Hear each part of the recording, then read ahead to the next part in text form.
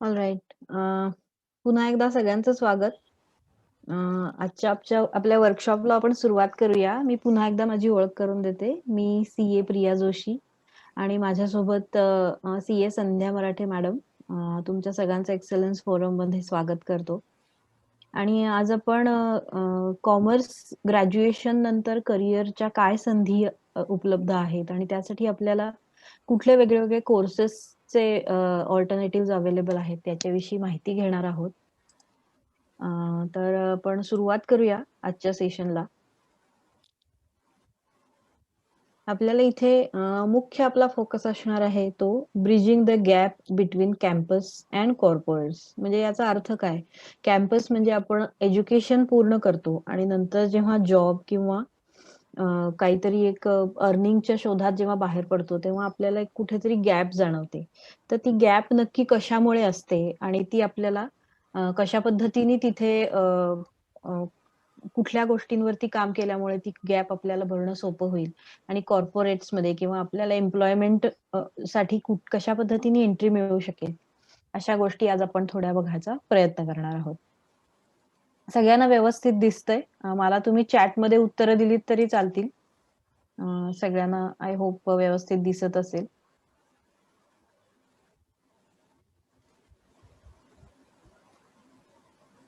Okay. तर to start with आपण कॉमर्समध्ये फर्स्ट ऑफ ऑल काय करिअर अपॉर्च्युनिटीज आहेत आणि कशा पद्धतीने जॉब्सची अवेलेबिलिटी आहे त्याचा एक थोडासा जर मार्केट सर्वे केला तर आपल्या असं लक्षात येईल की अकाउंटन्सी हे एक खूप हाय इन डिमांड ज्याला आपण म्हणतो, म्हणजे भरपूर त्यामध्ये करिअर अपॉर्च्युनिटीज असतात आणि खूप डिमांड मध्ये असलेलं करिअर आहे ते. आणि त्याच्यामध्ये नॉट ओन्ली अपॉर्च्युनिटीज जास्त असतात पण इम्प्रेसिव्ह सॅलरीज तुम्हाला अर्न करणं शक्य असतं आणि सायमल्टेनियसली चांगली जॉब ग्रोथ सुद्धा तिथे मिळू शकते. पण त्यासाठी आपल्याला काही गोष्टी माहीत करून घेणं, काही कोर्सेस करणं किंवा काही तयारी करणं बेसिकली हे आवश्यक असतं. आपण जर इंटरनेटवर सुद्धा तुम्ही हे सर्च करून बघितलं की वेगळ्या वेगळ्या वेगवेगळ्या एजन्सीज असतात ज्या जॉब रिलेटेड सर्वेज करत असतात आणि त्यांच्या सर्वेचे रिझल्ट ते इंटरनेटवरती पोस्ट करत असतात. तर बऱ्याच जॉब एजन्सीजनी असा सर्वे केलेला आहे की अकाउंटन्सी मध्ये जे जॉब ऑपॉर्च्युनिटीज असतात त्या इतर कुठल्याही फील्डपेक्षा सगळ्यात जास्त फास्ट रेटनी ग्रो होत आहेत आणि त्या मिनिमम 10% या रेटनी वाढायची शक्यता असते आणि आजपर्यंतचा असा ट्रेंड आहे की त्या वाढतात आहेत आणि इथून पुढेही त्या वाढत राहणार आहेत. आणि दुसऱ्या बाजूनी बघितलं तर टोटल जॉब मार्केटमध्ये अकाउंटन्सी किंवा फायनान्स रिलेटेड जे जॉब असतात ते मोर दॅन 30% जॉब असतात. म्हणजे 30% पेक्षा जास्त टोटल जॉब्स पैकी हे अकाउंटिंग रिलेटेड जॉब असतात. म्हणजे आपल्याला असं वाटतं की अकाउंटिंग मध्ये करिअर करणं अवघड आहे किंवा करिअर होऊ शकतं का, काय पॉसिबिलिटीज आहेत. पण आपल्याला त्याची पुरेशी माहिती नसल्यामुळे आपण तिथेपर्यंत पोहोचू शकत नाही. तर ती माहिती आपण घेतली, ते व्यवस्थित शोध घेतला आणि त्याच्यासाठी व्यवस्थित तयारी केली तर आपण आम्ही स्वतः असे लोक पाहिलेले आहेत आणि आपल्याला बऱ्याचशा सर्वेज मध्ये पण हे दिसून येतं की not being a chartered accountant, एक commerce graduate with proper guidance and proper practical experience 4 ते 5 लाख रुपये पर एनम या इथपर्यंत पॅकेज त्यांना आरामात मिळू शकतं. हे वेगळ्या वेगळ्या सर्वेज मधून लक्षात आलेलं आहे. फक्त एकच आहे की आपल्याला स्मार्ट अँड रिस्पॉन्सिबल अकाउंटंट बनायचंय आणि एकदा आपण ते बनलो की आपल्यासाठीच जे मार्केटमध्ये किंवा इंडस्ट्रीमध्ये जी डिमांड असते ती डेफिनेटली सातत्याने आहे आणि ती वाढते आहे. त्याच्यामुळे आपल्याला ही डिमांड मीट करण्यासाठी तयार करायचंय स्वतःला. मग आता त्यासाठी काय करावं लागेल हे आपण पुढे जाऊन बघूया. त्याआधी मी एक टिपिकल असं जॉब ओपनिंग असतात इंटरनेटवर तुम्ही बघत असाल किंवा ह्याच्यामध्ये पेपरमध्ये जेव्हा ऍडव्हर्टिजमेंट येतात तिथे पण एक असं टिपिकल जॉब ओपनिंगची रिक्वायरमेंट दिलेली असते. तर त्याच्यामध्ये जॉब डिस्क्रिप्शन दिलेलं असतं. त्याच्यामध्ये रोल आणि रिस्पॉन्सिबिलिटी काय असणार आहे त्या स्पेसिफिक पोझिशनची आणि काय क्वालिफिकेशन एक्सपेक्टेड आहे हे तिथे दिलेलं असतं आणि ऍडिशनली प्रेफर्ड स्किल्स दिलेले असतात. तर ही एक टिपिकल जॉब ओपनिंग जी असते ती आपल्याला नीट वाचायला आधी शिकलं पाहिजे. त्याच्या वेगळे वेगळे जे पार्ट्स आहेत ते आधी समजून घेणं हे खूप आवश्यक असतं. कारण क्वालिफिकेशन किंवा एज्युकेशन हे आपल्याकडे डेफिनेटली असतं जेव्हा आपण कॉमर्स ग्रॅज्युएशन, पोस्ट ग्रॅज्युएशन करतो किंवा इतर काही बी-एफ, बी-बी-आय सारखे कोर्सेस आपण करतो. तेव्हा आपण यातली एक रिक्वायरमेंट तर फुलफिल करत असतो. पण त्याच्या पुढे जाऊन इंडस्ट्रीकडून, अकाउंटंटच्या कडून काही जास्तीच्या अपेक्षा असतात. तर त्या अपेक्षा काय आहेत हे समजून घेऊन त्या पद्धतीने जर आपण स्वतःला तयार केलं, तर आता इथे आपण बघतोय ह्या स्पेसिफिक हे रिअल लाईफ एक्झाम्पल आहे, म्हणजे ॲक्चुअल जॉब पोर्टलमधून मी काढलेलं आहे. तर याच्यामध्ये आपण बघू शकता, की 0 टू 2 इयर्स एक्सपिरियन्स म्हणजे अगदी मिनिमम तुमच्या करिअरच्या सुरुवातीला सुद्धा तुम्हाला 1.5 लाख ते 2 लाख रुपये पर एनम पॅकेज मिळू शकतं, जर तुम्ही स्वतःला व्यवस्थित तयार केलं तर. त्यामुळे तुम्ही सगळ्यात पहिली गोष्ट नेहमी जॉब ओपनिंग्ज बघून त्याच्यामध्ये काय-काय रिक्वायरमेंट्स आहेत, त्याचा कुठेतरी अभ्यास करून आपण त्यामधल्या कुठल्या स्किल्स अक्वायर करू शकतो, कुठल्या रोल रिस्पॉन्सिबिलिटीज आपल्याला समजून घेण्याची आणि पार पाडण्याची गरज आहे. अशा पद्धतीने जर सुरुवात केली, तर आपल्याला एक उत्तम करिअरची सुरुवात करता येऊ शकते. तर पुढे जाऊन आपण बघू, की कॉमर्समध्ये कुठले-कुठले कोर्स ऑप्शन्स आहेत. हे मला वाटतं सगळ्यांना माहिती असेल, की प्रोफेशनल कोर्सेस असतात. सी-ए, सी-एस किंवा सी-डब्ल्यू किंवा आता सी-एम-ए ज्याला म्हणतात. लॉ रिलेटेड कोर्सेस आहेत. पण याच्यामध्ये हे एकतर खूप जास्त प्रमाणात करियर अपॉर्च्युनिटीज डेफिनेटली याच्यामध्ये मिळू शकतात. पण ह्याच्यामध्ये खूप जास्त अमाउंट ऑफ एफर्ट्स आणि खूप जास्त अमाउंट ऑफ टाईम पिरियड तुम्हाला इन्व्हेस्ट करायला लागू शकतो. आणि प्रत्येकाला तो करणं शक्य होतंच. काही कारण असू शकतं आपलं-आपलं वैयक्तिक. पण त्या कारणांमुळे कदाचित सगळ्यांनाच हे कोर्सेस पर्स्यू करणं शक्य होऊ शकत नाही. दुसरा एक ऑप्शन असतो तो एम-बी-ए करण्याचा. ज्याच्यामध्ये हाय अमाउंट ऑफ इन्व्हेस्टमेंट म्हणजे त्याच्यामध्ये तुम्हाला पैसे भरपूर गुंतवावे लागतात. त्याच्यामध्ये पण भरपूर करियर अपॉर्च्युनिटी असतात. पण त्यामध्ये ते पैसे गुंतवणं किंवा इन्व्हेस्टमेंट ही सुद्धा प्रत्येकाला शक्य होते, असं नाही. पण दुर्दैवाने हे जे कॉमर्स ग्रॅज्युएशन किंवा पोस्ट ग्रॅज्युएशन आहे, हे एक सगळ्यात मोठा जो कॉमर्समध्ये येणारा जो वर्ग आहे, तो जास्ती करून ग्रॅज्युएशन आणि पोस्ट ग्रॅज्युएशन करतो. पण एक अनफॉर्च्युनेटली एक असं परसेप्शन किंवा असा एक समज सगळीकडे पसरलेला आहे, की चांगल्या करियर अपॉर्च्युनिटीज जर तुम्ही फक्त ग्रॅज्युएशन केलं किंवा फक्त पोस्ट ग्रॅज्युएशन केलं तर नसतात. पण हे खरंच आहे का? का याच्या पुढे जाऊन आपल्याला थोडाफार शोध घेतला, तर त्या करियर अपॉर्च्युनिटीज मिळायची शक्यता आहे का? हे आपण आज बघणार आहोत. तर त्यामुळे आपण हा जो तिसरा ऑप्शन आहे कॉमर्स ग्रॅज्युएशन किंवा पोस्ट ग्रॅज्युएशन हा आज आपण इथे एक्सप्लोर करणार आहोत. तर पहिल्यांदा मी इथे थोडेफार एक कोर्सेसची लिस्ट काढली आहे. तुम्हाला हवं असेल तर तुम्ही हे कुठेतरी लिहून घेऊ शकता, की तुम्ही 10वी नंतर समजा असा विचार केलात, की मला कॉमर्समध्ये पुढे जाऊन करियर करायचं आहे किंवा 12वी नंतर तुमच्या जास्त असं लक्षात आलं, की मला कॉमर्समध्येच करियर करायचंय आणि मला सी करणं शक्य नाहीये. तर तुम्ही अर्ली सुरुवात करू शकता. म्हणजे जर पॅरलली तुमच्या ग्रॅज्युएशन आणि एज्युकेशन बरोबर तुम्ही काही पॅरलल कोर्सेस करत राहिलात, तर तुम्हाला पुढे जाऊन जॉब मिळवण्यासाठी ऑलरेडी तुम्ही काही स्किल्स अक्वायर केलेले असतात आणि बाकीच्या क्राउडपेक्षा तुम्ही स्टँड आउट होता आणि तुमचं जास्त दखल घेतली जाण्याची शक्यता असते. तर ते काय-काय कोर्सेस अवेलेबल आहेत. 10वी नंतर तुम्ही एम-एस-सी-आय-टी करू शकता. ज्याच्यामध्ये तुम्हाला कॉम्प्युटर्सचं नॉलेज मिळेल. कारण कॉम्प्युटर्स लिटरसी ही सगळ्यात पहिली रिक्वायरमेंट असते. कुठल्याही जॉबमध्ये. मग तो अकाउंटन्सीचा जॉब असेल किंवा नॉन अकाउंटन्सी रिलेटेड जॉब असेल. तर ही रिक्वायरमेंट तर असतेच. इंग्लिश स्पीकिंग किंवा grammar courses to some extent आपल्याला इंग्लिशमध्ये काही प्रोफेशनल लेव्हलची तरी इंग्लिश येणं आवश्यक असतं. त्यामुळे ग्रामर रिलेटेड कोर्सेस असतील किंवा थोडंफार बोलायला लागू शकतं. तर हे तुम्ही ॲडिशनली करू शकता. केलेच पाहिजेत असं नाही. पण ॲडिशनली तुम्ही हे करू शकता. पण कॉम्प्युटर लिटरसी ही जास्त महत्त्वाची असते. त्याच्यानंतर तुम्ही जेव्हा 10वी नंतर 11वी पासून कॉमर्स ग्रॅज्युएशन सुरू करता, तेव्हा ही गोष्ट तुम्ही नक्कीच केली पाहिजे, की तुम्ही अकाउंटन्सीचे जे कॉन्सेप्ट्स आहेत, ते जास्तीत जास्त समजून घेण्याचा प्रयत्न केला पाहिजे. अगदी म्हणजे डेबिट, क्रेडिट पासून जेव्हा सुरुवात होते 11वी तिथून पासून तुम्ही ते नीट समजावून घ्यायचा प्रयत्न हा सुरुवातीपासून ठेवला पाहिजे. त्याच्यानंतर 12वीच्या नंतर पुढे जाऊन तुम्ही टॅलीचे काही बेसिक कोर्सेस असतात ते करू शकता. त्याच्यानंतर तुम्ही पार्ट टाईम एखाद्या सीएच्या किंवा एखाद्या अकाउंटिंग फर्म असेल, तर तिथे तुम्ही हळू-हळू थोडा जर तुम्हाला वेळ असेल, शक्य असेल, तर जॉब करायला सुरुवात करू शकता. जेणेकरून तुम्हाला कसं बिझनेस प्रोसेस ऑपरेट होते, अकाउंटिंग कशा पद्धतीने केलं जातं, क्लायंटशी कशा पद्धतीने डील केलं जातं किंवा काही कमर्शियल लॉज असतात, इन्कम टॅक्स असेल, जीएसटी असेल, हे सगळे शब्द आपण ऐकले असतील. तर याच्या संदर्भात थोडी-थोडी माहिती, थोडं-थोडं वर्किंग नॉलेज हे मिळायला लागतं. त्याच्यानंतर सगळ्यात महत्त्वाचं म्हणजे काही ऑनलाईन किंवा ऑफलाईन प्रॅक्टिकल अकाउंटिंग कोर्सेस असतात. तर हे वेगळ्या-वेगळ्या इन्स्टिट्यूट्समध्ये अवेलेबल असतात.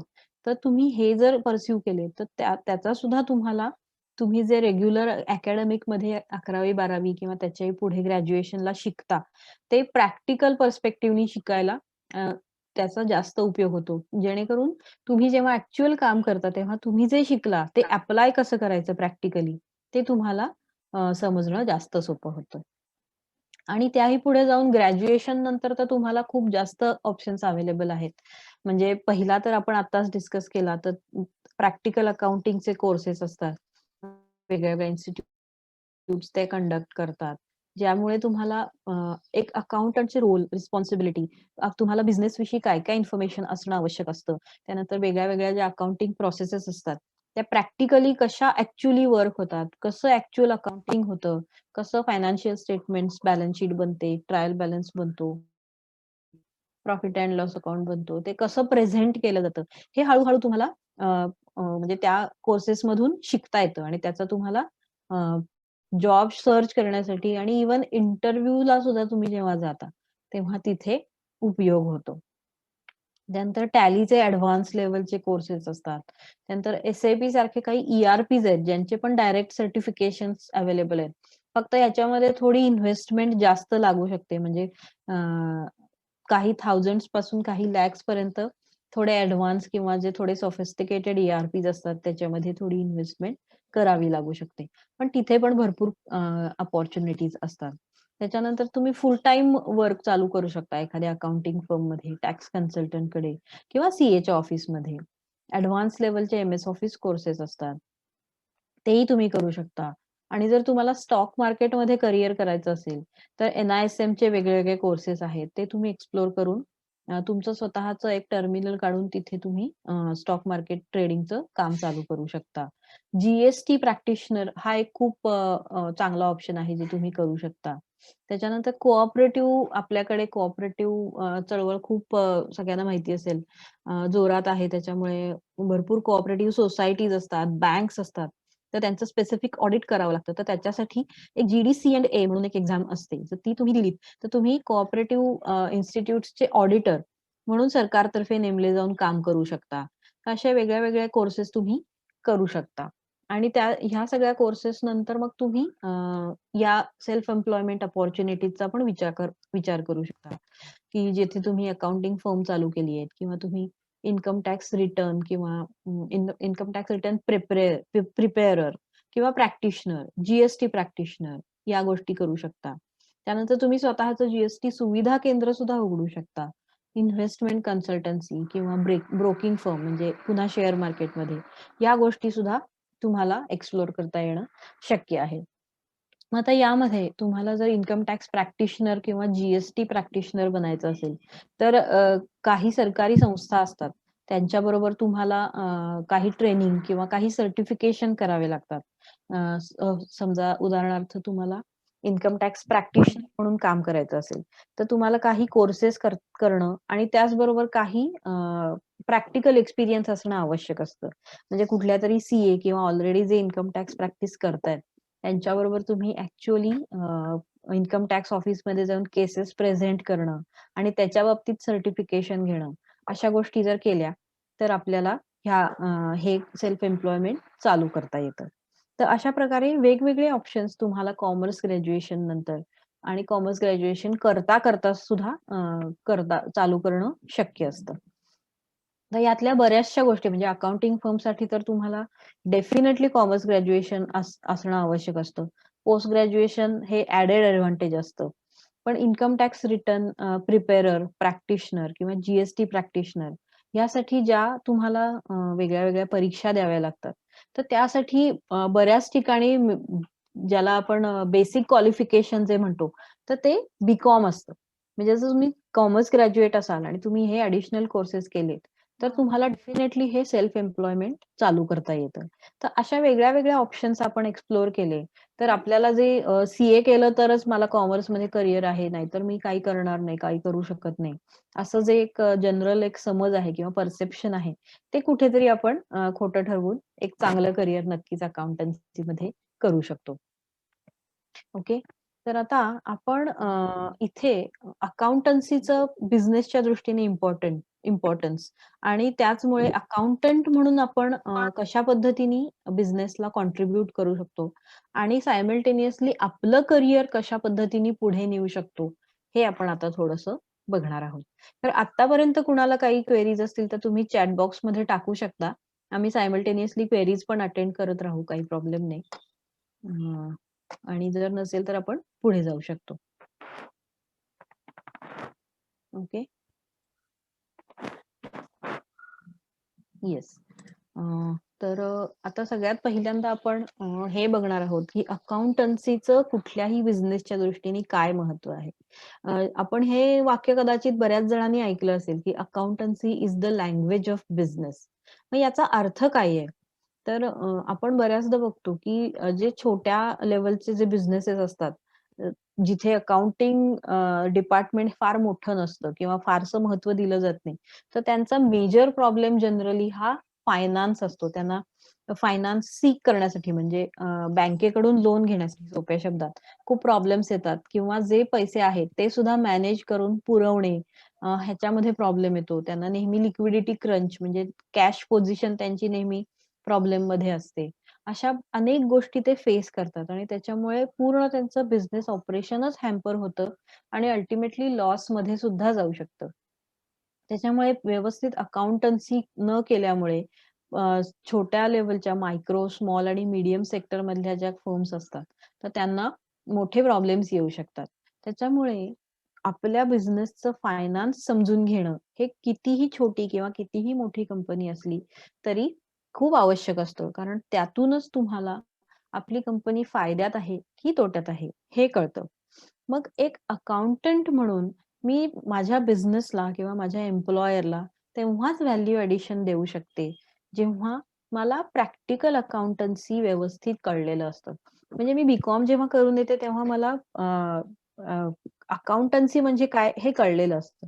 पण त्या सगळ्या थिअरेटिकल कन्सेप्ट्स माझ्या बिझनेसला अप्लाय करून मी काय व्हॅल्यू एडिशन देऊ शकते आणि माझं बिझनेस ज्याच्यासाठी मी काम करतीये, त्या एम्प्लॉयरचं माझं बिझनेस ऑपरेशन्स वाढवणं किंवा त्याला प्रॉफिटॅबिलिटीसाठी मदत करणं, त्याचं रेव्हेन्यू मॅनेजमेंटसाठी मदत करणं, कॉस्ट कंट्रोलसाठी मदत करणं, ह्या सगळ्या गोष्टी एक अकाउंटंट म्हणून आपण व्हॅल्यू एडिशन एका बिझनेसला देऊ शकतो. आणि पॅरलली त्याचमुळे आपलं करियर सुद्धा वेगाने ग्रो होऊ शकतं. म्हणजे आपण जर आपली व्हॅल्यू एडिशन किंवा आपली वर्थ कंपनीला प्रूव्ह केली, तर आपल्याला डेफिनेटली त्याचे रिटर्न्स मिळतात आणि आपलं करियर फास्ट ग्रो होतं. मग तिथे क्वालिफिकेशन हा मुद्दा मागे पडतो आणि परफॉर्मन्स आणि तुमचं कॉन्ट्रिब्युशन टू द कंपनी हे मुद्दे हायलाइट होतात. त्याच्यामुळे प्रॅक्टिकल अकाउंटन्सी हे खूप महत्वाचं आहे. आपण जे शिकलो त्याचं आपण ॲप्लिकेशन कसं करतो हे खूप महत्वाचं असतं. आणि जेव्हा तुम्ही तुमच्या मॅनेजमेंटचे आयज आणि इयर्स म्हणजे कान आणि डोळे म्हणून काम करता आणि बिझनेसमध्ये काय चालू आहे हे मॅनेजमेंट पर्यंत व्यवस्थित पोहोचवता, तेव्हा तुम्ही रिअल व्हॅल्यू एडिशन करू शकता. कारण काय आहे, की मॅनेजमेंटला day to day ground root लेव्हलला किंवा ग्रास रूट लेव्हलला काय चालू आहे, हे माहिती घेणं खूप अवघड असतं. त्यांना खूप हाय लेव्हल डिसिजन घ्यायचे असतात. पण अकाउंटंट म्हणून आपण डे टू डे बिझनेस ऑपरेशन्सशी खूप डायरेक्टली रिलेटेड असतो. तर आपल्याला जी इन्फॉर्मेशन आहे, आपल्याला जर कुठे काही प्रॉब्लेम वाटत असतील, तर आपण ते आपल्या मॅनेजमेंटपर्यंत पोहोचवून त्याच्यावरती लवकर सोल्युशन काढून जर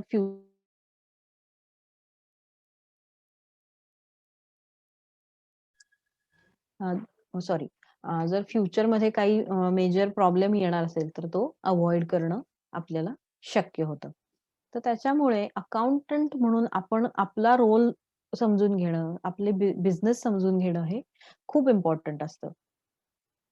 आता अकाउंटंट कडून एका इंडस्ट्री किंवा आपल्या एम्प्लॉयरचे बेसिकली काय एक्स्पेक्टेशन असतात आणि ते आपल्या अकॅडमिक्समध्ये कव्हर झालेले आहेत का नाही, हे आपण थोडंसं बघून घेऊया. तर एक अकाउंटंट म्हणून आपल्याला काय असणं आवश्यक आहे? तर डाव्या डाव्या साइडला मी त्या गोष्टी दिलेल्या आहेत, की ज्या आपल्या अकॅडमिक्समध्ये म्हणजे आपल्या ग्रॅज्युएशनमध्ये थोडक्यात कव्हर झालेल्या आहेत. पण त्याला प्रॅक्टिकल ओरिएंटेशन कुठेतरी दिलं गेलेलं नाहीये. म्हणजे आपण अकाउंटिंग टर्म शिकलेलो असतो, अकाउंटिंग कन्सेप्ट शिकलेलो असतो. त्यानंतर वेगळे-वेगळे प्रिन्सिपल्स शिकलेलो असतो. पण आपल्याला त्याचं प्रॅक्टिकल ॲप्लिकेशन हे कधीही शिकवलं गेलेलं नसतं. त्याच्यानंतर आपण काही टॅक्स लॉज पण आपल्या एज्युकेशनचे भाग असू शकतात. म्हणजे कुठे जी असेल, थोडंफार इन्कम टॅक्स असेल, ह्या गोष्टी आपल्याला थोड्याफार शिकवल्या गेलेल्या असतात. पण ह्याचं वर्किंग नॉलेज म्हणजे त्याच्यामध्ये कशा पद्धतीने रिटर्न्स असतात, कशा पद्धतीने तुम्ही वेगळे-वेगळे कॅल्क्युलेशन कराल, कशा पद्धतीने त्याचं अकाउंटिंग कराल ॲक्चुअल, ह्या सगळ्या गोष्टी कुठेतरी शिकवणं हे मागं राहिलेलं असतं. ते शिकवलं गेलेलं नसतं बेसिकली. आणि दुसऱ्या बाजूला आपल्याकडून इंडस्ट्री काय एक्स्पेक्ट करत असते, तर तुम्हाला तुमचा रोल आणि रिस्पॉन्सिबिलिटी ही व्यवस्थित माहीत असणं आवश्यक असतं. पहिल्या स्लाइडला आपण जेव्हा जॉब ओपनिंग बघितली, तर त्याच्यामध्ये एक मोठीच्या मोठी लिस्ट होती. तुमचे काय रोल आणि काय रिस्पॉन्सिबिलिटी असणार आहे. पण आपल्या एज्युकेशनमध्ये कुठेही आपल्याला अकाउंटंट म्हणून तुमचा स्पेसिफिक रोल किंवा रिस्पॉन्सिबिलिटी विषयी क्लॅरिटी येईल, असं काही कव्हरच केलेलं नसतं. त्याच्यामुळे आपल्याला हे माहिती नसतं. मग तो एक कुठेतरी गॅप राहतो, की आपण एज्युकेशन घेऊन आलेलो असतो. पण आपण जे देत असतो ते पुरेसं नसतं आपल्या एम्प्लॉयरसाठी. त्याला आणखीन आपल्याकडून थोडं प्रोएक्टिव्ह काम करून, थोडं स्वतः इनिशिएटिव्ह घेऊन काम करायची तो आपल्याकडून अपेक्षा करत असतो. पण आपल्याला आपण काय करायला हवंय हेच माहिती नसतं. त्यामुळे तो गॅप नेहमी राहतो. त्याच्यानंतर आपल्याला बिझनेस प्रोसेसेस असतील, इंटरनल असतील किंवा लीगल फ्रेमवर्क जे असतं आपला बिझनेस कुठल्या इंडस्ट्रीमध्ये काम करतो, आपल्या बिझनेसचं फॉर्म ऑफ ऑर्गनायझेशन काय आहे, त्याच्यानंतर त्याला कुठले-कुठले लॉज ॲप्लिकेबल आहेत, ह्याच्याविषयी कधीही शिकवलं गेलेलं नसतं नीट.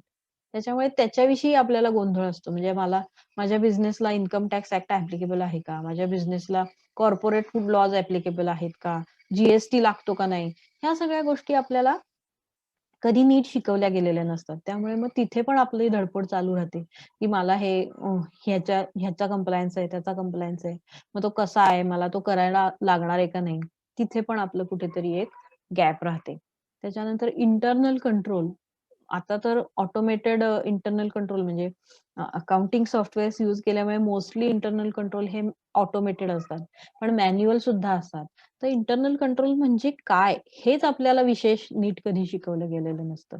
त्यामुळे त्याचं ॲप्लिकेशन आणि अकाउंटंट म्हणून आपण व्हॅल्यू एडिशन करण्यासाठी आपल्यासाठी इंटरनल कंट्रोल हे खूप महत्वाचं टूल असतं आपल्याकडे. कारण प्रत्येक बिझनेस ची प्रत्येक गोष्ट अकाउंटन्सीमध्ये रिफ्लेक्ट होत असते अल्टिमेटली. त्यामुळे कुठल्या डिपार्टमेंटमध्ये काय चाललंय, ह्याची थोडीफार तरी कल्पना अकाउंटंटला नक्कीच असते.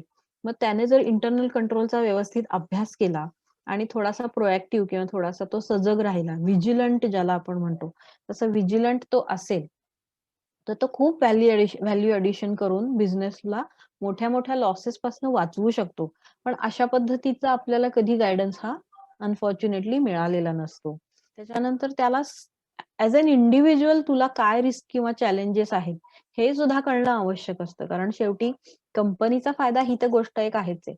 पण मला इंडिव्हिज्युअली काय-काय रिस्क आहे माझ्या करिअरमध्ये आणि कुठले-कुठले चॅलेंजेस मी फेस करू शकतो, ह्याच्याविषयी मला कधी व्यवस्थित गाईडन्स मिळालेला नसतो. त्यामुळे तिथे पण कुठेतरी आपण रिस्कला ओपन राहू शकतो आणि भविष्यात कुठेतरी आपल्याला प्रॉब्लेम येण्याची शक्यता असते. आणि सगळ्यात महत्वाचं म्हणजे इफेक्टिव्ह कम्युनिकेशन स्किल किंवा ज्याला सॉफ्ट स्किल्स म्हणतो. हे तर आपल्या अभ्यासक्रमाचा भागच नसतो. त्याच्यामुळे आपल्याला अकाउंटंट म्हणून कुणाशी कसं कम्युनिकेट करायचं, कसं एक आपला सगळ्यांशी जो डिपार्टमेंटशी सगळ्या संबंध येतो, तिथे एक स्मूथ रॅपो मेंटेन करून जास्तीत जास्त सोप्या पद्धतीने कामं कशी करून घ्यायची आपली सगळ्यांकडून, अशा पद्धतीचं काही एक दृष्टिकोन हा तयारच दुर्दैवाने झालेला नसतो. त्याच्यामुळे आपण जे म्हणतो, की प्रोफेशनल कोर्सेसमध्ये जे प्रॅक्टिकल एज्युकेशन असतं किंवा प्रॅक्टिकल ट्रेनिंग असतं. म्हणजे सीएला आपण बघतो, की आर्टिकलशिप असते, सीएसला इंटर्नशिप असते. ह्या सगळ्या गोष्टी जेव्हा ती मुलं करतात, तेव्हा त्यांना ह्याचं कुठेतरी एक आयडिया येते. एक कुठेतरी एक बॅकग्राऊंड तयार होते, की ह्या-ह्या गोष्टींवरती आपण काम केलं पाहिजे आणि हळू ते त्याच्यावरती काम करून मग हळू शिकत जातात.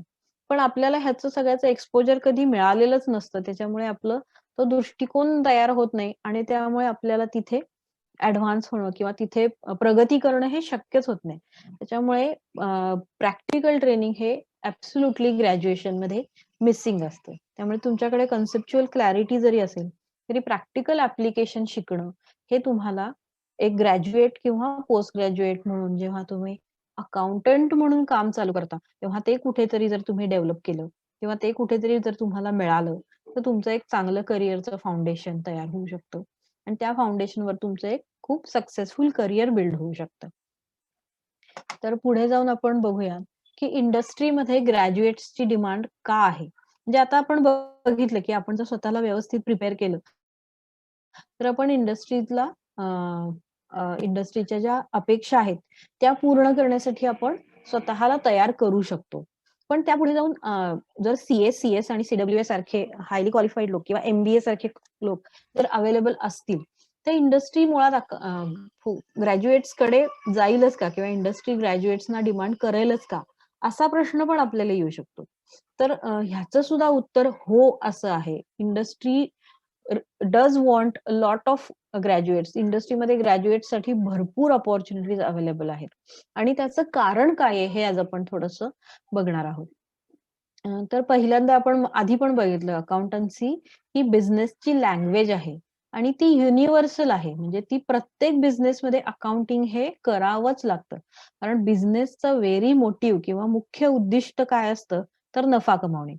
आणि नफा कमावण्यासाठी तुम्हाला अकाउंटन्सी येणं आणि तुमचा बिझनेस खरोखर नफा मिळवतोय की लॉसमध्ये आहे, हे कळणं.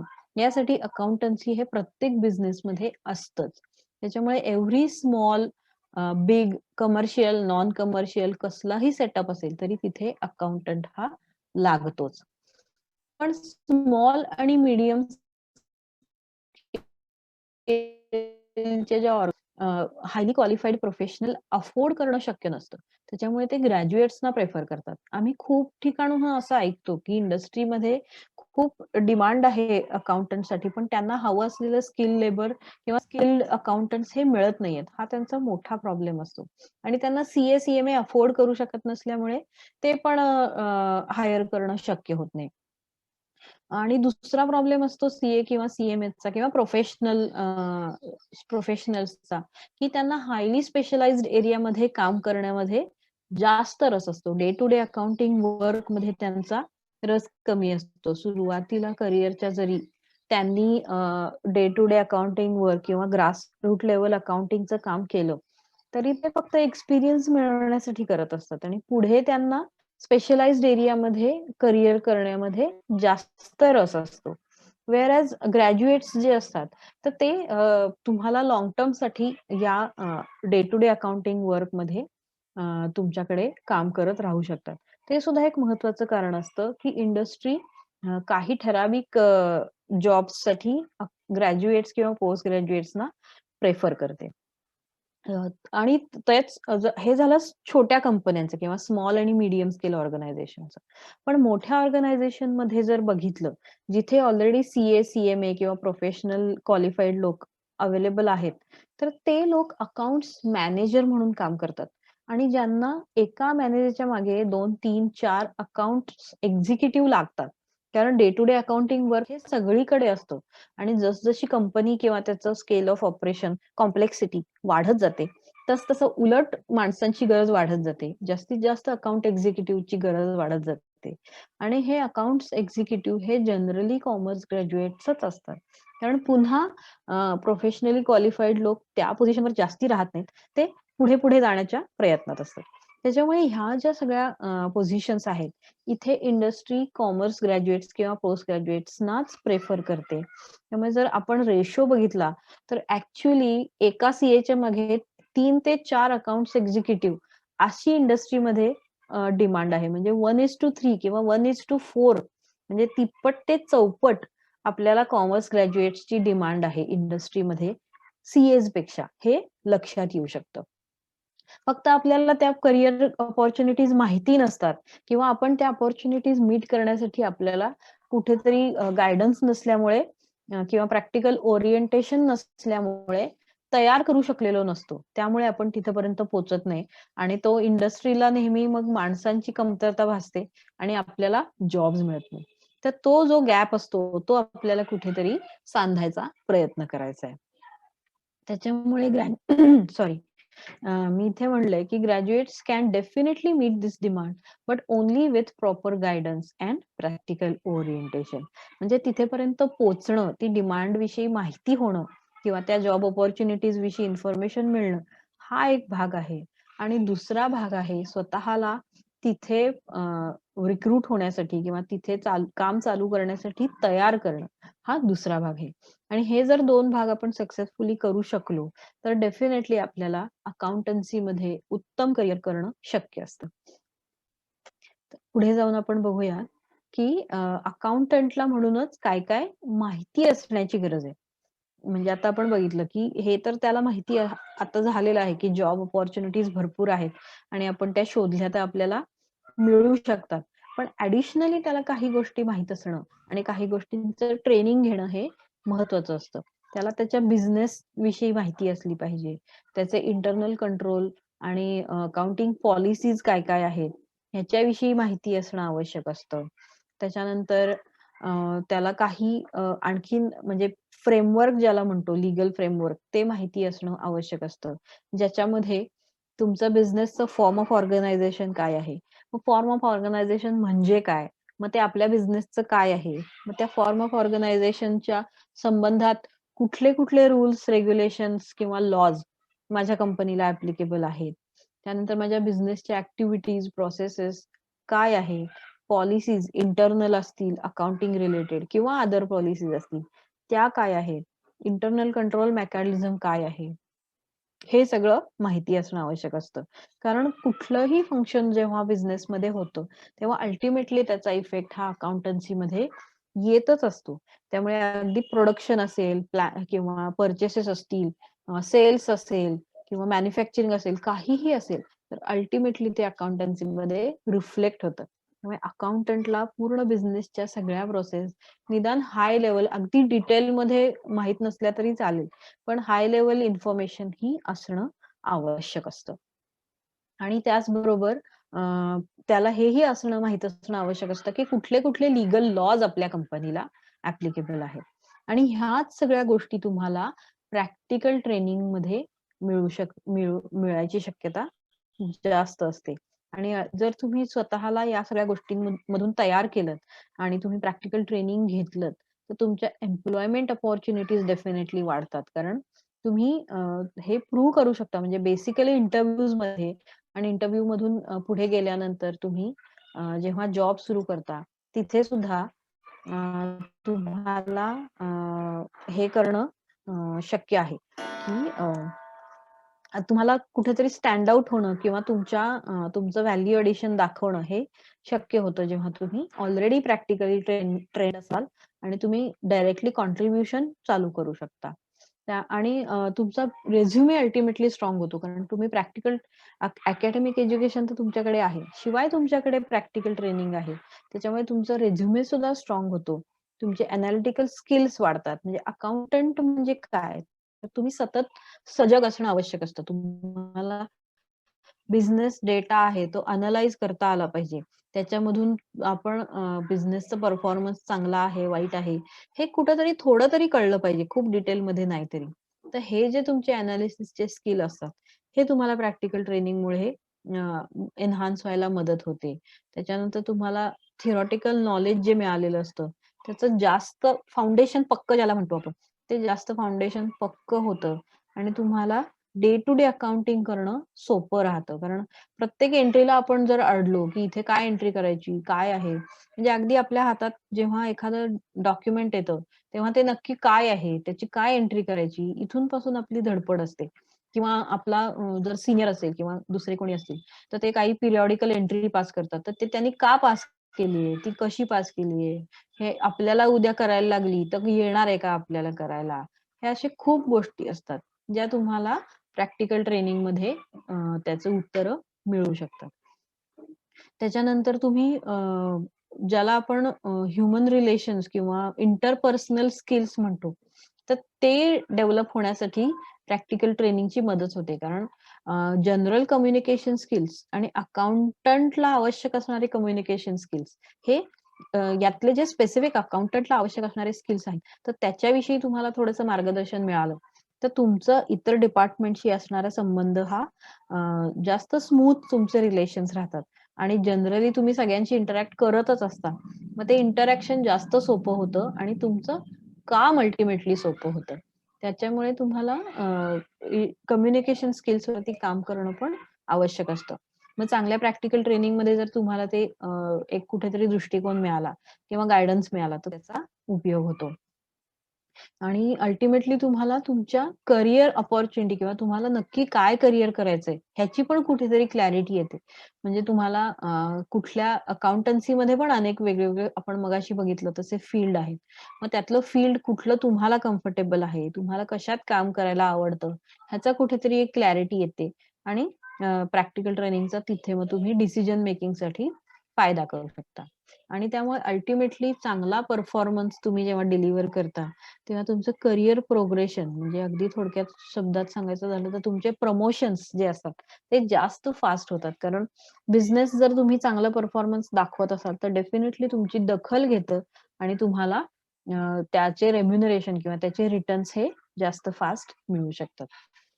त्याच्यामुळे हे जे आपल्याला CA-CMAचं एक जे एडव्हांटेज आहे आपल्याशी कंपॅरिझन केलं ग्रॅज्युएशनशी, की त्यांना प्रॅक्टिकल ट्रेनिंग मिळतं. तर ते कुठेतरी आपल्याला एक जर आपण कुठेतरी तो गॅप बिल्ड करायचा प्रयत्न केला किंवा ब्रिज करायचा प्रयत्न केला, तर आपण चांगल्या अपॉर्च्युनिटीज कधीही म्हणजे चांगल्या अपॉर्च्युनिटीज आपल्याला वापरून घेण्याची किंवा त्याचा फायदा करून घेण्याची शक्यता ही नेहमी वाढते. तर आपण एक काम करूया. आपण आता साधारण बघितलं, की अकाउंटंट किंवा प्रॅक्टिकल अकाउंटन्सी शी रिलेटेड ज्या गोष्टी आहेत, तर त्या कुठल्या-कुठल्या गोष्टी आपल्याला समजून घेणं आवश्यक असतं किंवा आपल्याला काय केलं की शक्यता त्याची जास्त असते, ह्या सगळ्या गोष्टी आपण बघितल्या. आता एक आपण छोटासा टास्क करूया, की जनरली जेव्हा तुम्ही अकाउंटंट म्हणून जॉब साठी जाता किंवा इंटरव्ह्यूसाठी जाता, तेव्हा काही सॅम्पल तेव्हा काही इंटरव्ह्यू क्वेशन्स विचारले जातात. तर त्यातले काही सॅम्पल आम्ही इथे घेतलेले आहेत. तर एक आपण छोटासा एक्सरसाइज करूया, की संध्या मॅम हे क्वेशन्स तुम्हाला विचारतील आणि तुम्ही चॅट बॉक्समध्ये त्याची तुम्हाला जशी येतील तशी उत्तरं द्या. आणि मग आपण बघूयात, की आपल्याला खरंच अकाउंटंटच्या रोलमध्ये ज्या गोष्टी येतात, त्या गोष्टी जमतायत का आणि त्याच्याविषयी क्लॅरिटी आहे का? तर Sandhya madam over to you. Yes, तुम्ही yes. Thank you. Good afternoon सगळ्यांना.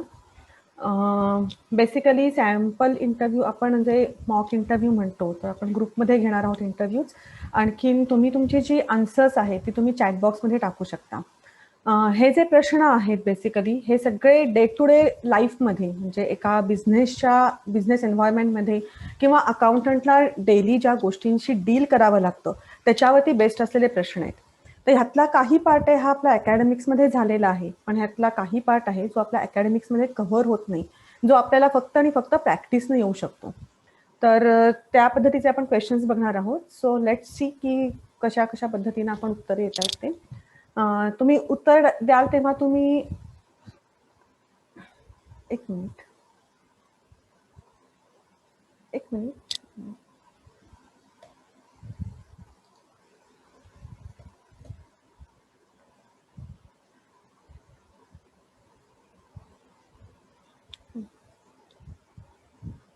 Just a minute. हा, संध्या मॅम मी करू का ऑपरेट इथून? ते येस काहीतरी हे प्लीज. होत कारण नाही ते ऑटोमॅटिकली होतं. I don't no.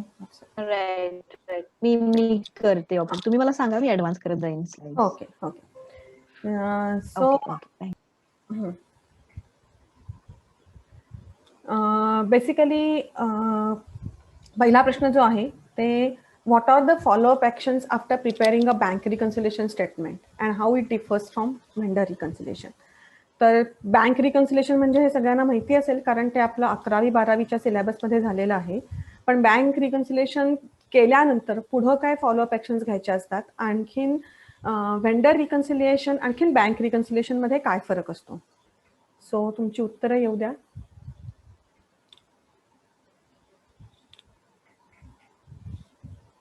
ओके.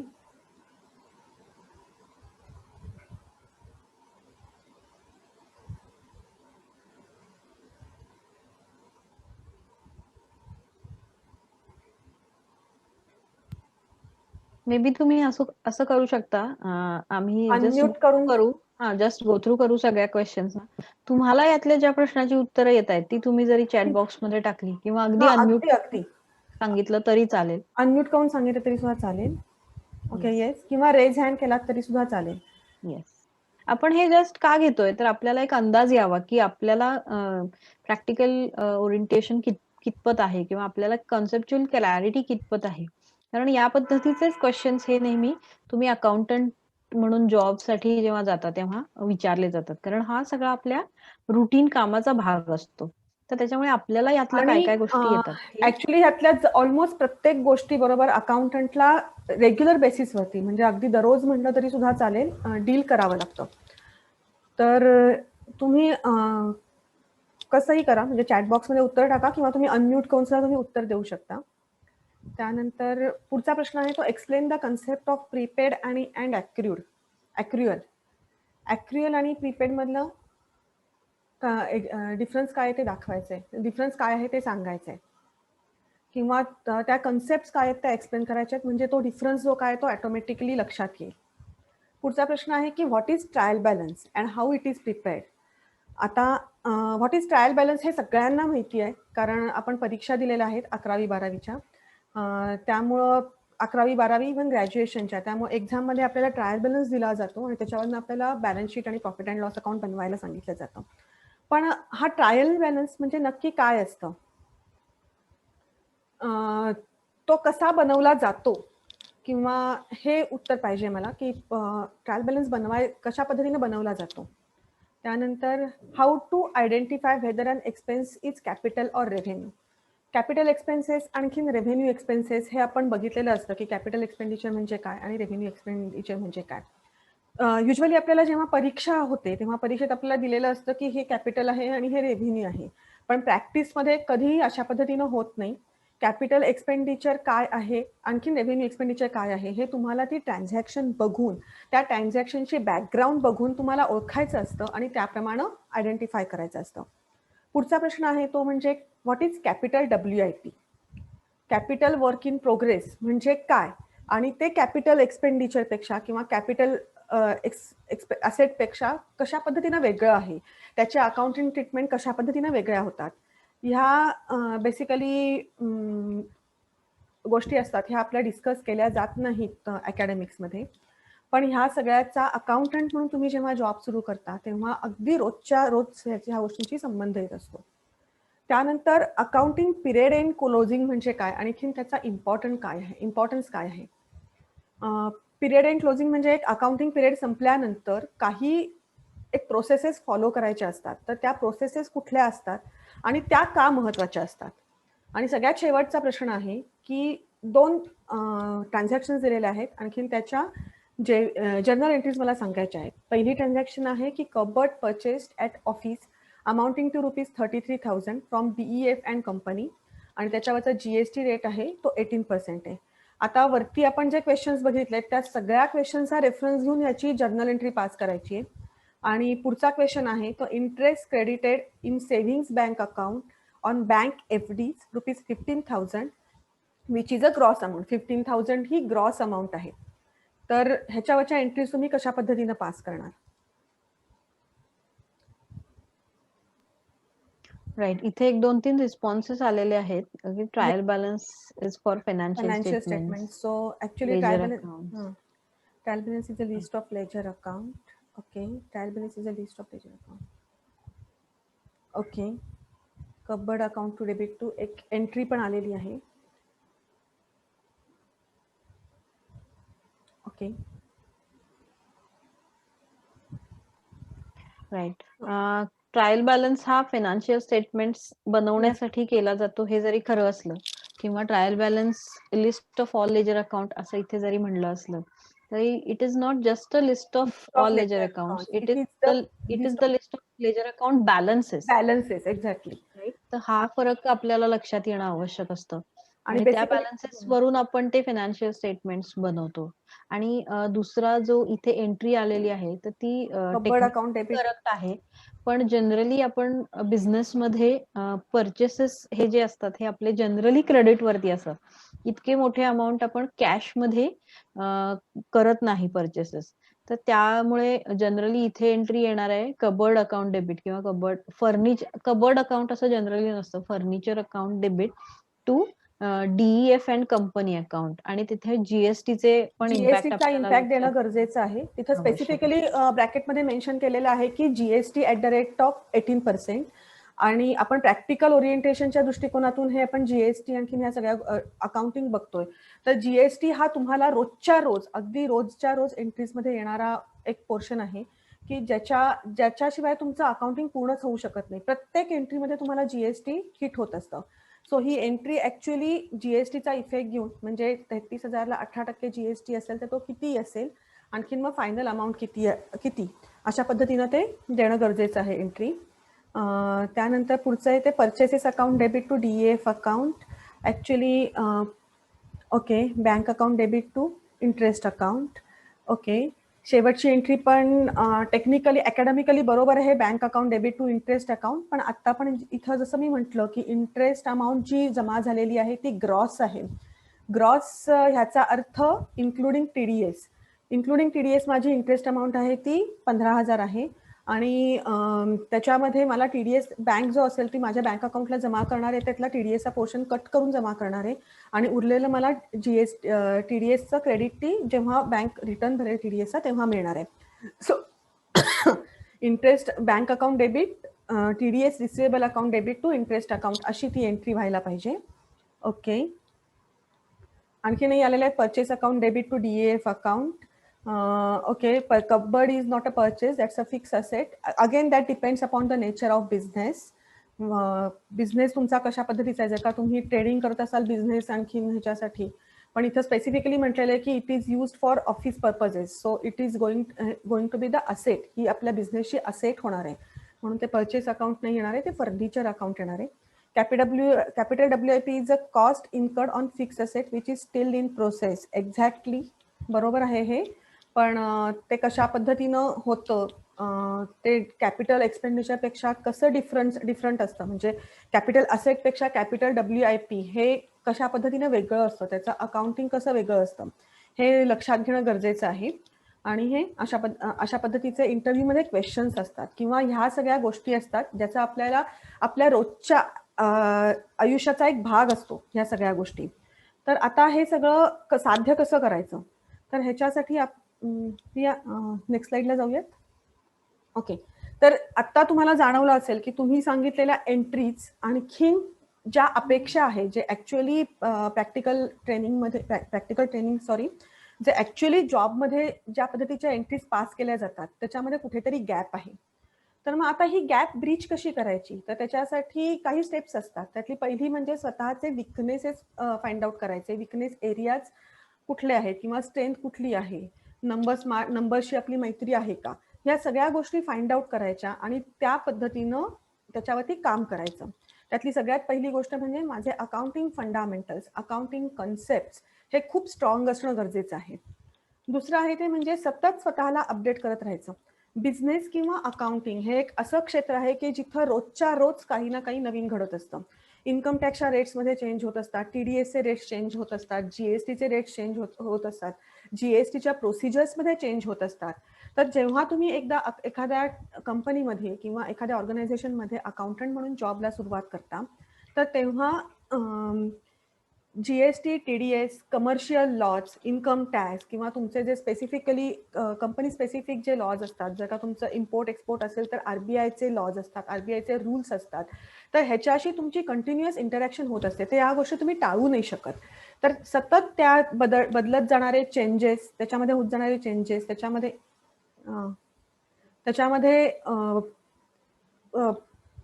त्याच्यामध्ये होत जाणारे अपडेट्स, ह्या गोष्टींचं ज्ञान असणं, ह्या गोष्टींचा फॉलोअप ठेवणं हे अत्यावश्यक असतं. आणि ह्यासाठी तुम्ही कुठल्याही वेल एक्सपिरियन्स प्रोफेशनलची मदत घेऊ शकता. आणखीन बाकीच्या सुद्धा जशा काही टॅक्स गुरु वगैरे सारख्या साईट्स आहेत त्यांच्या मदतीनं तुम्ही ह्या गोष्टींमध्ये अपडेट ठेवू शकता. पुढची स्टेप आहे की आपला दृष्टिकोन, आपला पर्स्पेक्टिव्ह एक योग्य ठेवणं.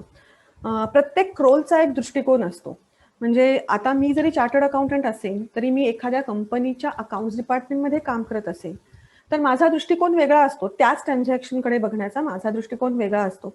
पण मी एखाद्या कंपनीचं ऑडिट करत असेल तर त्या ट्रान्झॅक्शनकडे बघण्याचा माझा दृष्टिकोन वेगळा असतो. ऑडिटर म्हणून माझी दृष्टी वेगळी असते, अकाउंटंट म्हणून दृष्टी वेगळी असते. तर मी अकाउंटंट आहे आणि त्यासाठी माझा जो काही पर्स्पेक्टिव्ह किंवा माझा दृष्टिकोन असेल तो मला डेव्हलप करावा लागेल. आणि मग ह्यासाठी माझ्या जॉबची किंवा माझ्या रोलवरती काय रिस्पॉन्सिबिलिटीज आहेत, माझ्या जॉबमध्ये किंवा मी जिथं काम करतो तो एक्झॅक्ट रोल काय आहे, त्याच्या रिस्पॉन्सिबिलिटीज काय आहेत, त्याच्या एक्सपेक्टेशन्स काय आहेत, ह्याची माहिती होणं हे अत्यंत गरजेचं असतं. सगळ्यात महत्त्वाची गोष्ट म्हणजे इम्प्रूव्हिंग द कम्युनिकेशन स्किल्स. शेवटची स्टेप आहे पण अत्यंत महत्त्वाची स्टेप आहे. कम्युनिकेशन स्किल्स हे अकाउंटंटसाठी अत्यंत आवश्यक असतात. कारण सगळा तुमचा जो बिझनेस असतो तो शेवटी फिरून बॅलन्स शीटमध्येच येत असतो. म्हणजे कुठलंही डिपार्टमेंट तुम्ही घ्या ते शेवटी येऊन अकाउंट्स डिपार्टमेंटमध्येच येतं. परचेस, सेल्स, इन्व्हेंटरी, ऑपरेशन्स ही कुठलीही गोष्ट ही शेवटी अकाउंट्समध्येच येते. जी कुठलीही ट्रान्झॅक्शन घडते ती शेवटी profit and loss account balance शीटमध्येच जाणार असते. त्यामुळं एखाद्या अकाउंटंटचं एखाद्या कंपनीमधल्या वेगवेगळ्या डिपार्टमेंट्स बरोबर सतत कम्युनिकेशन होत असतं. HR असू दे, परचेस डिपार्टमेंट असू दे, सेल्स डिपार्टमेंट असू दे, या प्रत्येक डिपार्टमेंटमधल्या लोकांशी त्याचं कम्युनिकेशन होत असतं. आणि त्याच वेळेला अकाउंटंटची रिस्पॉन्सिबिलिटी असते. मगाशच्या स्लाइड्समध्ये आपण जसं बघितलं की इंटरनल कंट्रोल्स म्हणजे काय हे माहीत नसतं.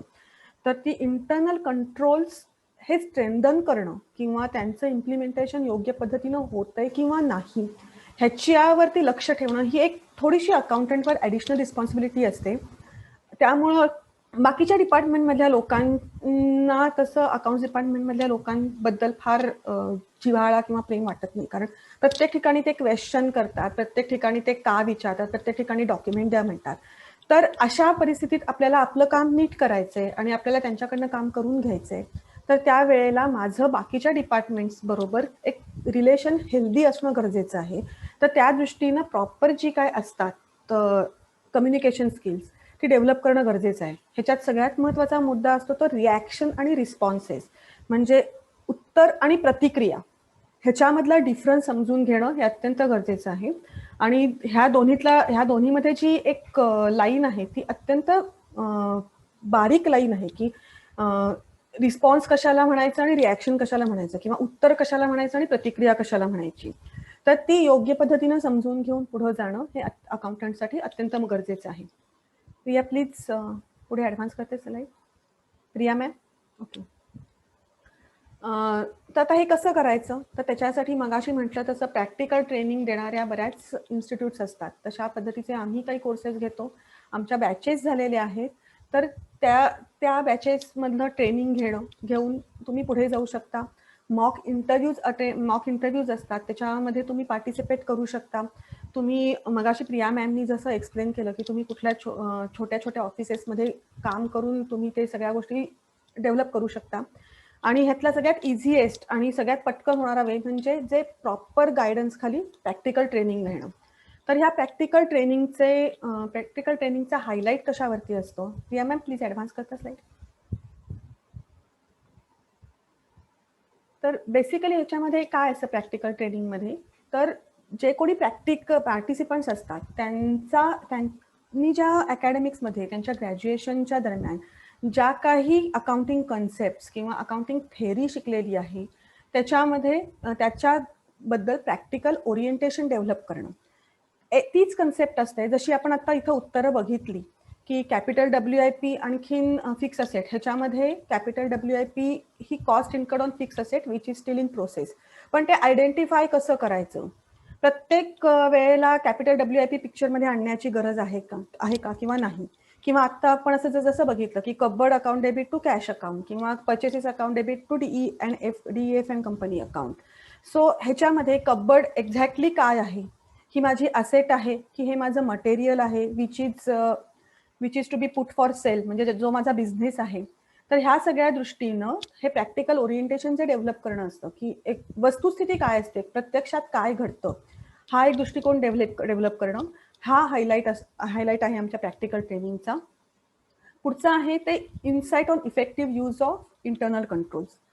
तर इंटरनल कंट्रोल्स हा विषय आपल्याला अकॅडमिक्समध्ये कुठेच झालेला नसतो. इंटरनल कंट्रोलचा सगळ्यात महत्त्वाचा जर काही रोल असेल किंवा जे महत्त्वाचं काम काय असेल तर माझ्या कॉस्ट कंट्रोल करणं, आणखीन रेव्हेन्यू लिकेजेस असतात ते अवॉइड करणं, ते टाळणं. रेव्हेन्यू लिकेज म्हणजे काय, एखाद्याला बिलिंगच केलं नाही किंवा हे एक साधं उदाहरण दिलं मी, तर बिलिंग केलं नाही तर मी त्याच्याकडनं ऑब्व्हियसली पैसे घेऊ शकणार नाही, तो माझा रेव्हेन्यू लॉस झाला. कॉस्ट कंट्रोल म्हणजे एक काही स्पेसिफिक प्रोसिजर असते की मी जर का एखाद्याकडनं कोटेशन न घेता खरेदी करत गेले तर मला माहिती नाही की मी किती जास्तीची कॉस्ट देतीये किंवा माझा जास्तीचा किती खर्च होतोय. सो हे जे कॉस्ट कंट्रोल करणं आणि हे रेव्हेन्यू लिकेजेस अवॉइड करणं, ह्याच्यासाठी ज्या काही स्पेसिफिक प्रोसिजर्स प्रत्येक कंपनीमध्ये अशा वेगळ्या वेगळ्या असतात, तर त्याचा इफेक्टिव्ह यूज कसा करायचा, अकाउंटंट म्हणून त्या प्रोसिजर्स स्ट्रेंथन, त्यांची ताकद आणखीन वाढवण्यासाठी तुम्ही कशा पद्धतीनं इनपुट्स देऊ शकता, जेणेकरून मॅनेजमेंटला ह्या अकाउंटंट ह्या जॉबचं महत्त्व कळेल आणि तुमची ग्रोथ त्याच्यामध्ये फास्ट होईल. हा विषय आपण घेतला जातो. त्यानंतर रोजच्या आयुष्यात म्हणजे अकाउंटिंग म्हणून काम करताना रोज असंख्य प्रश्नांना सामोरं जावं लागतं. अगदी की TDSचा रेट किती लावायचा, इथपासून ह्या ट्रान्झॅक्शनला GST ॲप्लिकेबल आहे किंवा नाही. तर ह्यासारख्या आणि अशा अनेक अडचणींना तोंड द्यावं लागतं. तर त्या अडचणींना तोंड देण्यासाठी आपल्याकडं जेव्हा तुमच्याकडे वेळ असतो तेव्हा तुम्ही प्रॉपर कन्सल्टेशन करू शकता. पण जर का वेळ नसेल आणखीन तुम्हाला इमिजिएट पुढे जायचं असेल तर ते डिफिकल्टीज सॉल्व्ह कशा करायच्या, ह्याच्यासाठी काय करणं गरजेचं आहे, तर ह्याचा गायडन्स दिला जातो. त्यानंतर कम्युनिकेशन स्किल्सचं महत्त्व, आणखीन ॲक्च्युअली कम्युनिकेशन स्किल कशी केली गेली पाहिजे ह्याच्याबद्दलचं मार्गदर्शन पूर्ण दिलं जातं. आणि सगळ्यात महत्त्वाचा एक मुद्दा म्हणजे learning through extensive task and exercises. ह्याच्यामध्ये ट्रेनिंग्स म्हणजे क्लासरूम ट्रेनिंग ह्याच्यामध्ये होत नाहीत, लाईक की तुमचे मेंटर किंवा तुमची फॅकल्टी येत आहेत, आणखीन तुमच्यासमोर लेक्चर देत आहेत आणि निघून जात आहेत. सो इथं असं होत नाही. सेशन्स जी असतात ती टोटली इंटरॅक्टिव्ह सेशन्स असतात, ज्याच्यामध्ये तुम्हाला वीकली टास्क दिले जातात, एक्झरसाइजेस दिले जातात आणि ते सॉल्व्ह करण्यासाठी किंवा ते एक्झरसाइजेस पूर्ण करण्यासाठी तुम्हाला पूर्ण 1 आठवड्याचा वेळ दिला जातो. त्या आठवड्यामध्ये तुम्ही स्वतः विचार करून किंवा तुम्ही स्वतः अभ्यास करून त्यावरती तो टास्क कंप्लीट करणं अपेक्षित असतं.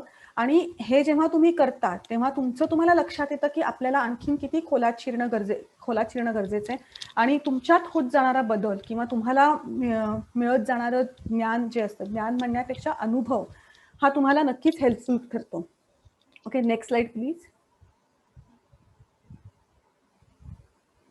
आता मगाशी मी म्हटलं की टास्क अँड एक्झरसाइजेसवरती आमचा भर आहे. तर ते टास्क कशासाठी आहे की variety of task for each accounting topic. अकाउंटन्सीमधले वेगवेगळे टॉपिक्स असतात. अगदी नॅरेशन कसं लिहायचं इथंपासून ते कॅपिटल असेट आणखीन CWIP ह्यातला फरक ओळखा, इथंपर्यंत प्रत्येक गोष्ट. नॅरेशन हा पार्ट आपला 11वी मध्ये झालेला असतो. 11वी कॉमर्स आपल्याला नॅरेशन कसं लिहायचं हे शिकवलेलं असतं.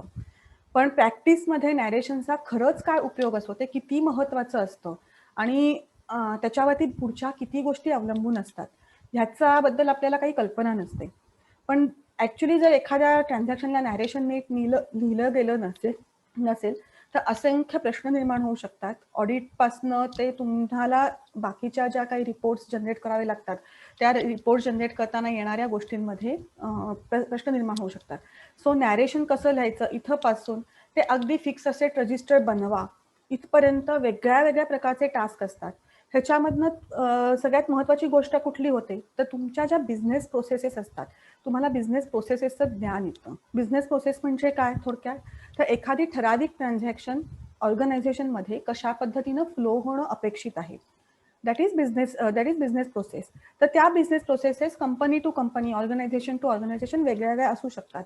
पण काही ज्या प्रोसेसेस आहेत त्या कॉमन असतात. म्हणजे एक ठराविक फ्लो असतो तो कॉमन असतो. तर ह्या बिझनेस प्रोसेसेसचं तुम्हाला अंडरस्टँडिंग येणं. Practical application of accounting concept. Debit what comes in, credit what goes out, debit the receiver, credit the giver. हे आपण खूपदा ऐकलेलं आहे. पण त्याचं प्रॅक्टिकल ॲप्लिकेशन कशा पद्धतीनं होतं किंवा प्रत्येक एंट्रीमध्ये तो रूल वापरताना कशा पद्धतीनं पुढं जायचं असतं. बाकीच्या काही कन्सेप्ट्स आहेत, कॅपिटल, रेव्हेन्यू, प्रीपेड आणि ॲक्रूड. मगाशी मी बघितलं आपण जेव्हा इंटरव्ह्यूचे क्वेश्चन्स दिले होते तेव्हा काही ठराविक गोष्टींची सोडली तर बाकीच्या कुठल्याच गोष्टींवरती उत्तरं नव्हती आली.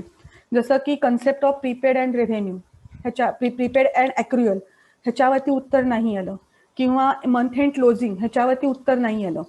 सो ह्या कन्सेप्ट आपल्या झालेल्या आहेत, पण त्या प्रॅक्टिकल म्हणजे त्याला ते म्हणतात हे कदाचित आपल्याला माहिती नसतं. त्यामुळं अकाउंटिंग कन्सेप्ट ज्या आहेत त्याचं प्रॅक्टिकल ॲप्लिकेशन कसं करायचं हे त्या टास्क आणि एक्सरसाइजेस मधून क्लिअर होतं. त्यानंतर gain insight on relevance and understanding of business framework. Know your business. मगाशी जे प्रिया मॅमनी सांगितलं की माझी कंपनी काय आहे, फॉर्म ऑफ ऑर्गनायझेशन काय आहे, बिझनेस प्रोसेसेस काय आहे, हे सगळं माहिती असणं गरजेचं असतं.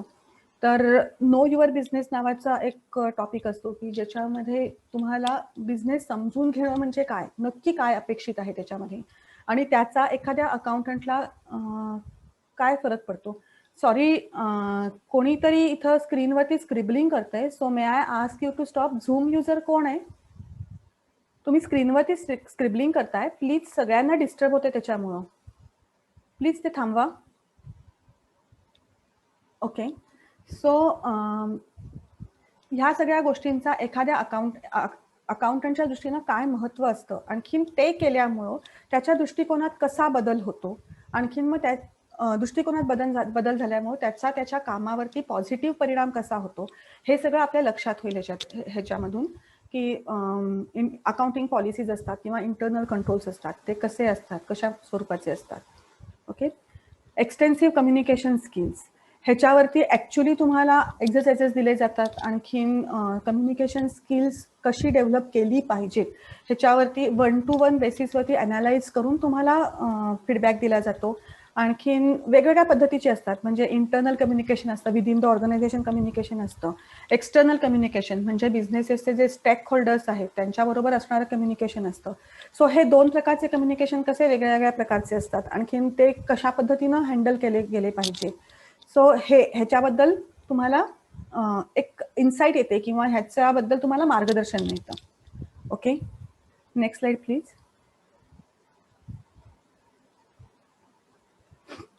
ओके.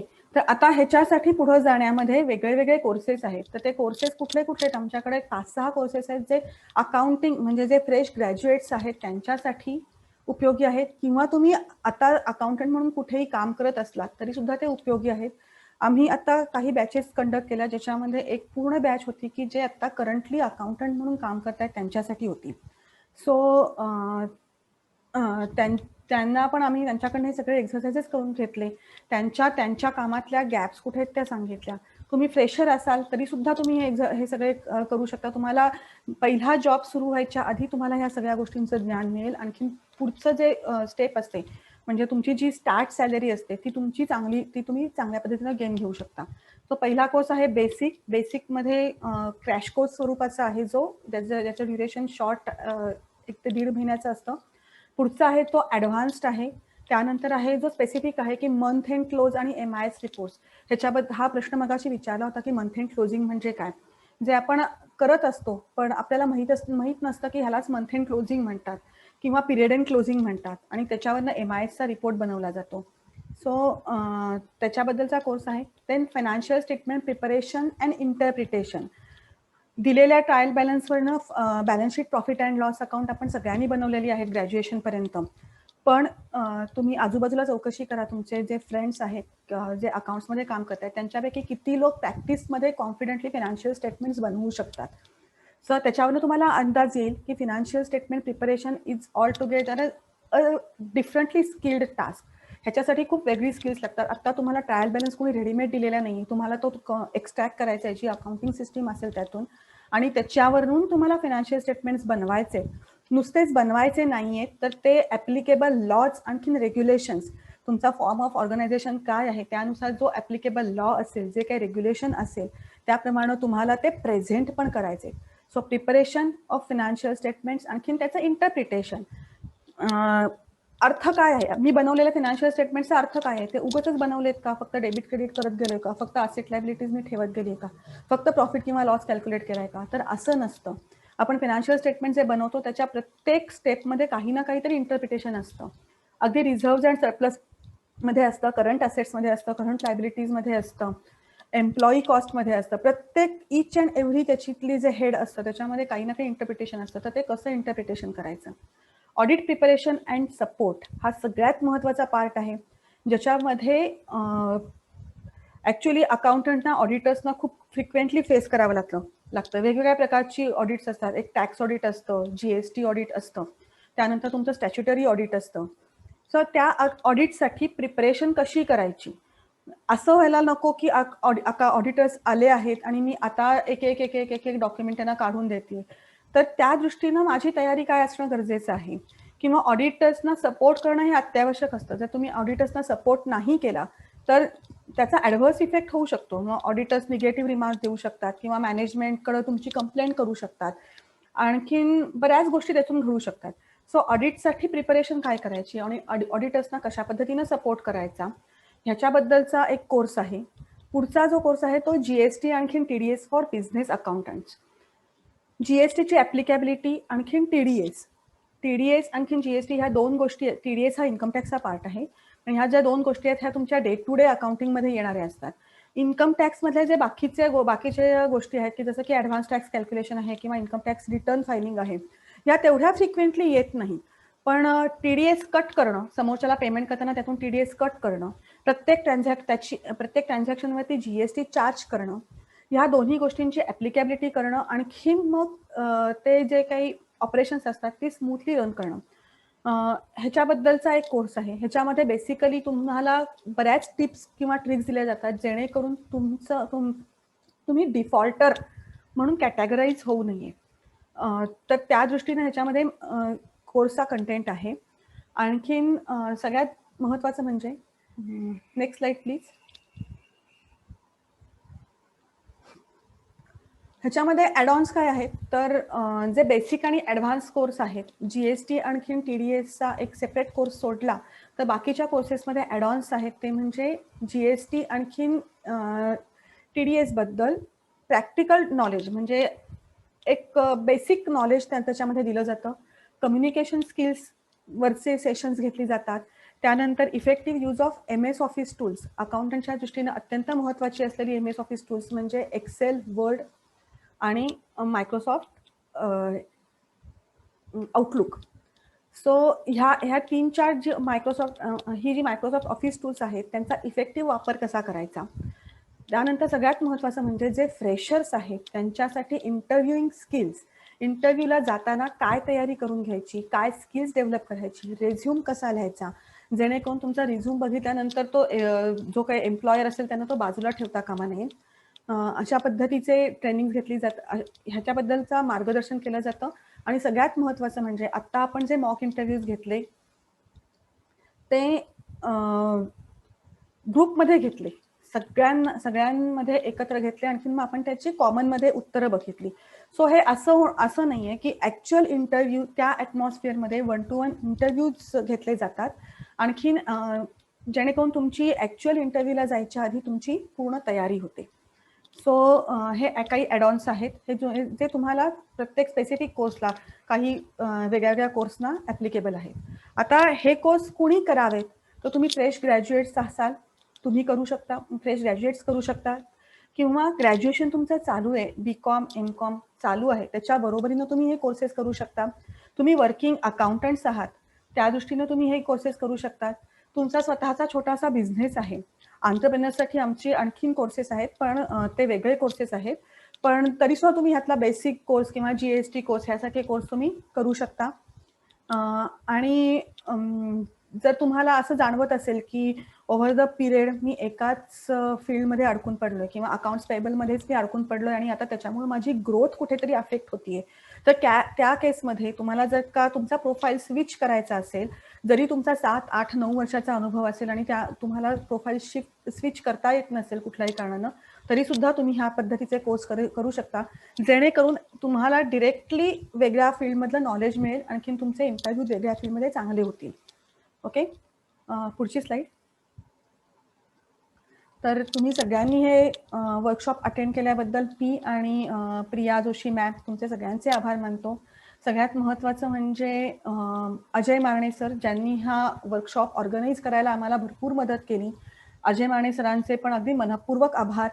आणि कुठल्याही गोष्टीची तुम्हाला गरज पडली किंवा कुठल्याही गोष्टीबद्दल तुम्हाला मार्गदर्शन हवं असेल, तर इथं आमचे व्हॉट्सॲप नंबर्स आहेत, कॉलिंग नंबर्स आहेत, आमचा ईमेल ॲड्रेस आहे, FB पेज, इन्स्टा अकाउंट, आणखी यूट्यूब चॅनल आहे. ह्याच्यावरती तुम्ही आम्हाला संपर्क करू शकता. यूट्यूब चॅनलला तुम्ही जरूर सबस्क्राईब करा. त्याच्यावर ते पूर्णतः मोफत आहे. त्याच्यावरती आमचे वेगळ्या विषयांवरचे व्हिडिओ सतत अपलोड होत असतात. त्यामुळं तुम्हाला काही गोष्टींमध्ये इन्साईट किंवा काही गोष्टींमध्ये मार्गदर्शन त्या व्हिडिओजमधून नक्की मिळू शकेल. सो सगळ्यांनी आमचा यूट्यूब चॅनल जरूर सबस्क्राईब करा, FB आणि इन्स्टाला फॉलो करा. आणि पुन्हा एकदा तुम्हाला सगळ्यांना आणि अजय मारणे सरांना मनःपूर्वक धन्यवाद. थँक्यू. काही शंका असतील तर तुम्ही विचारू शकता, नाहीतर मग आपण हे सेशन एंड करूयात. अनम्यूट करून तुम्ही विचारू शकता शंका.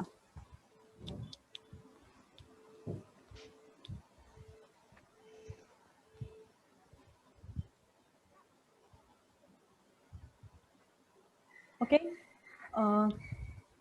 सेशन एंड करूया मग आपण.